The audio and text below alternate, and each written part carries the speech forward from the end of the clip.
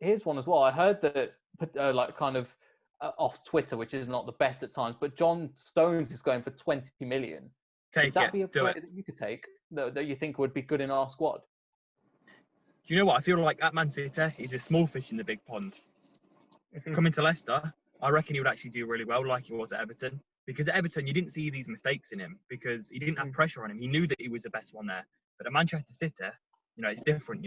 He wants to, be like the Laporte, etc. But it's very hard for him to do so. And it's got massive pressure with the fan base and the manager, etc. I think he'd do well in. I don't think Evans might not last next season. He's getting on a bit. He's losing his pace. We haven't gone for the first 3 games. So we're going to struggle the first 3 games anyway without him. So I think we need a back 3 probably next year. And Stones will be perfect in that back 3. He'll play most games. He's got the experience of Europe as well. And I think he's decent at playing the ball over to the wingers, which I think we've missed a little bit.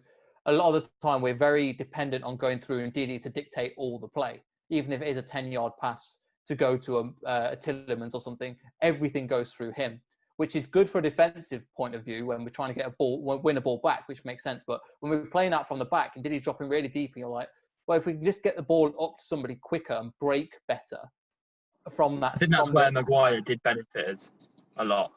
Yeah. Yeah. I think it's like you say, a lot goes through Ndidi, but he doesn't look particularly comfortable on the ball. Like, he's brilliant, like winning it back and stuff, but on the ball, it's always been sort of an area that you do sort of not feel 100% confident with him. It's like Bournemouth. We've only got one game plan. Bournemouth sussed us out.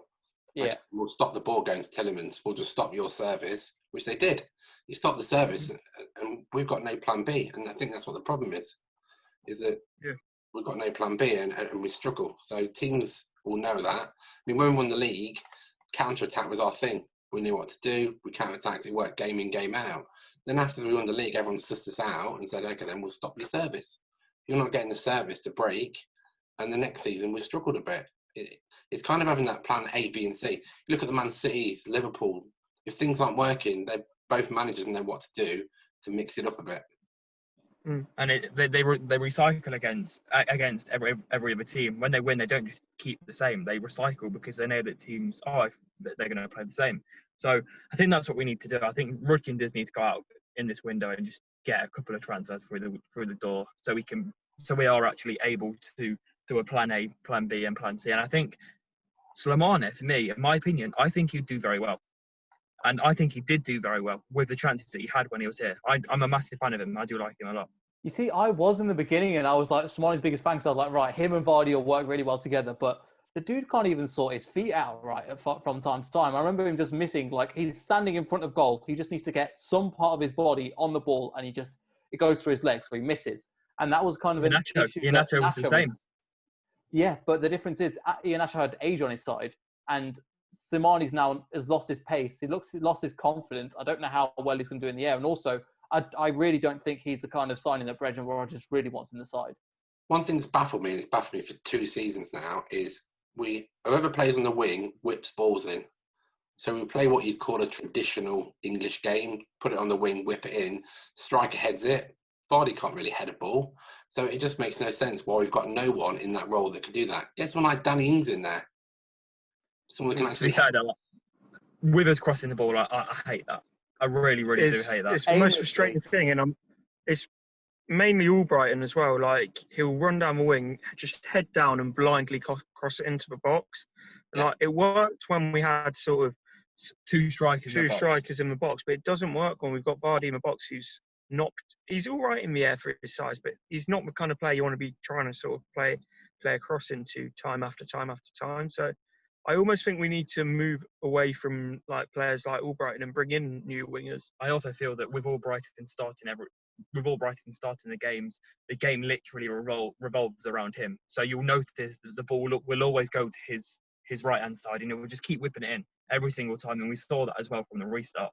It kept on happening several times. Yeah, I think somebody like George Thomas is a better example of somebody that can put in a cross when he needs to, but then has the vision. He always, if you look, he gets the ball, looks up straight away, and is like, right, who can I play it to? So for the game against Sheffield United, he played that kind of, he cut a ball, cut a load of players out, and played to Perez to have scored. So I think that's the kind of player that we need to kind of lock in. And from a winger's perspective, he's not the best, but he's a great squad player. But we can't be relying on somebody from the under-23s to like basically win the league, which maintain Champions League spots. So, but I think his crossing style, he has the ability to whip in a ball, and he's pretty good at it. But also, he gets his head up, and he has the ability to, right, who's it going to, who's free? Where all Brighton just kind of heads down, right, this is going somewhere towards the middle, and nobody really comes close to it. Vardy tries, but against centre-backs, he's not got a chance, really, unless they're really terrible, like a Newcastle or something. Yeah, and that's probably the problem we had since lockdown. A lot of the teams we played had two big centre-backs, and were just heading the ball out for fun. Yeah, and also injuries didn't help as well. We couldn't play it through the middle with, and we just didn't seem to get Maddison and stuff on the ball enough. And that falls down to John Rudkin with his lack of signings. And, well, yeah, it would have been Rudkin last summer.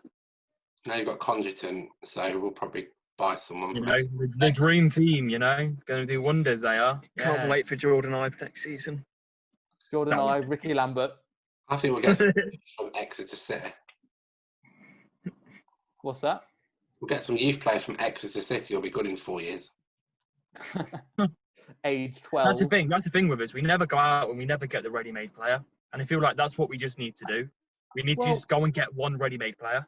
I think we did it with Tielemans. I wouldn't say he's the ready-made player, but he is a very, very good player. But not quite ready-made. Maybe for our team, yes. But yeah, if you understand where I'm coming from. But we need like the ready-made winger, and we'd be good. So I think we've got that in terms of like a centre-back in Soyuncu now. He's got that kind of, I know he's a bit rash towards the end, but I think he's got that ready-madeness that he knows what he's doing. He's played all the games pretty much, and he's going to be central to that defence now. So we just kind of need somebody on that level. But the problem is they're going to cost you an absolute fortune. And our mentality is to get these young players and train them up with a manager. So I get what you're saying, but I just, with a Maddison, for example, he just hit the Premier League running and was fantastic. But if we were to buy Maddison now, if somebody team were going to buy Maddison, he would be, we try and buy a Maddison equivalent from another team, he'd be worth 60, 70 million instead of 25. The thing is, we're always going to be classed as a buying club because we buy young players cheap, we train them up, we get them good to 60, 70 million, and then we have to sell them to buy new ones. So it's that vicious cycle that the bigger clubs got out of. And the only way they got out of it was by spending big on foreign players.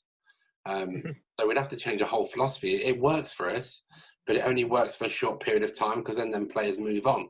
Like we did with Marlon. I think it has worked over the years. It has worked over the years. We've produced some very, very good players, but I think now is a time where we need to transition and we need to start, looking at the big boys.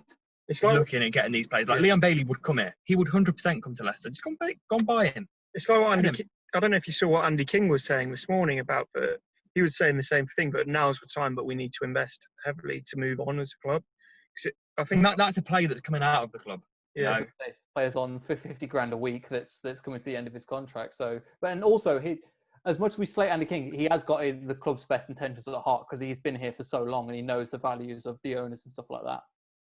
Yeah, I wasn't saying. I was saying as in that I agree with what Andy King's saying, but we've sort of reached the limit of how far we could go with our current transfer strategy. I don't think we can sort of push that much further with it. I do think we need to sort of.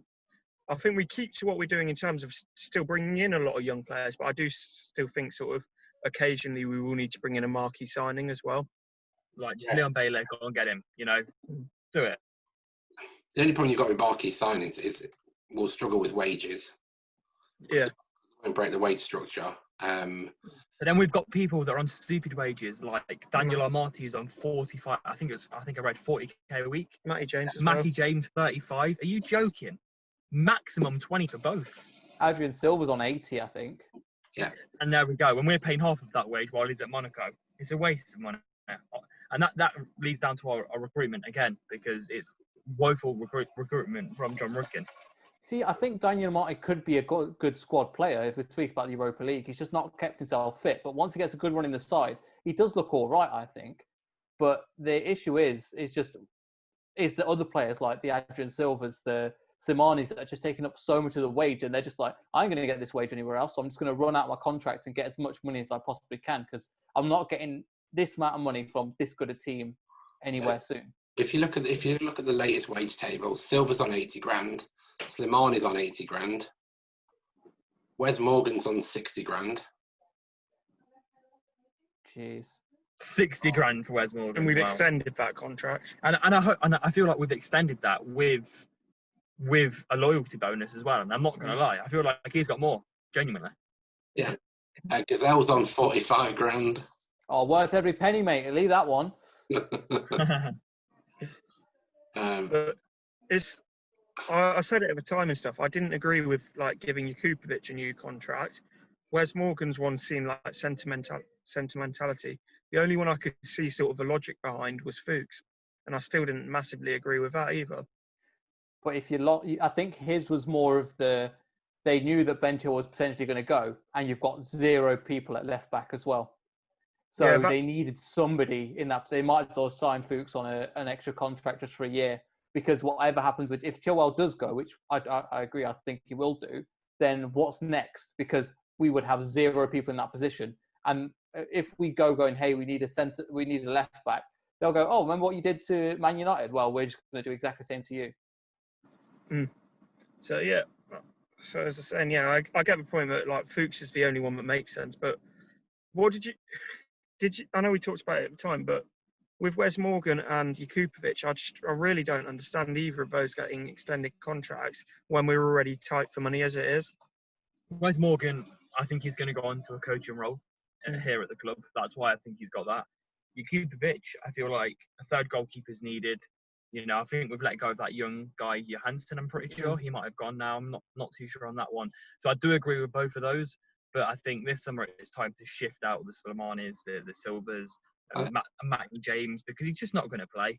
Like, there's no point in keeping players like that. And you might as well just go and spend that wage on a foreign player that's actually good enough, because you know foreign wages are crap. They are crap. I think the Wes Morgan thing we said at the time, if he wants to be a coach, then put him on a coaching wage. Don't pay him 60 grand a week. Yeah. Yeah, I agree with that. But I feel like because of his loyalty, you know how good the owners are, they'll do that. Yeah. But I feel like, you know, Rudkin needs to be a bit better in the transfer market and actually pull his finger out. But I think that's the problem.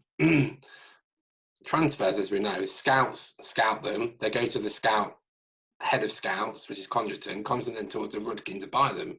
If Condriton's not seeing anyone, then Rudkin won't make any approaches. And I think that's going to be our problem.